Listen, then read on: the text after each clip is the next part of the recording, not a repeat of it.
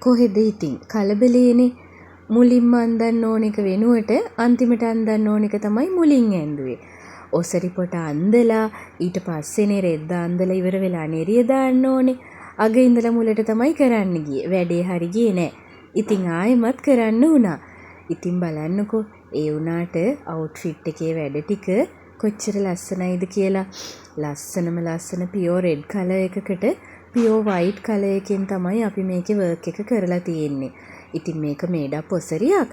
ඉතින් මේ මේඩප් ඔසරියේ නෙරියයි රෙද්ද කොටසයි ඔසරි පොටයි වෙන වෙනම තමයි තියෙන්නේ. ඉතින් එතකොට ඕනම කෙනෙක්ට මේක ෆ්‍රී සයිස් නිර්මාණය කරලා තියෙන හින්දා ඕනම කෙනෙක්ට යාගේ ඇඟේ ගානට හරියන විදිහට මේ ඔසරිය ඒගොල්ලන්ට ඇඩ්ජස්ට් කරගන්න පුළුවන්. ඉතින් ලස්සනම ලස්සන බ්‍රයිඩල් ලේස් එකක් එක්ක පර්ල්ස් ස්ටෝන්ස් වර්ක් කරලා තමයි මේ අවුට්ෆිට් එක මෙච්චර ලස්සන ලුක් එකක් එන විදිහට අපි නිර්මාණය කරලා තියෙන්නේ. ඉතින් බොහොම පුංචි වර්ක් එකක් වුණාට අවුට්ෆිට් එකේ ෆයිනල් ලුක් එක නම් ඇත්තටම හරිම ලස්සනයි. බලන් ඉන්න ආසයි ඒ තරම් ලස්සනයි.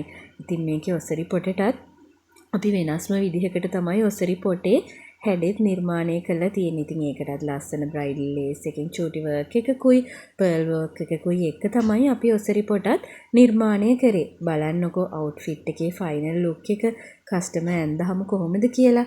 මේක කරලා ටික දවසක් වුණත් මට වීඩියෝ එකේ සම්පූර්ණ ටික එඩිට් කරන්න අද තමයි වෙලාව හම්බුනේ. බලන්නකෝ ඉතින්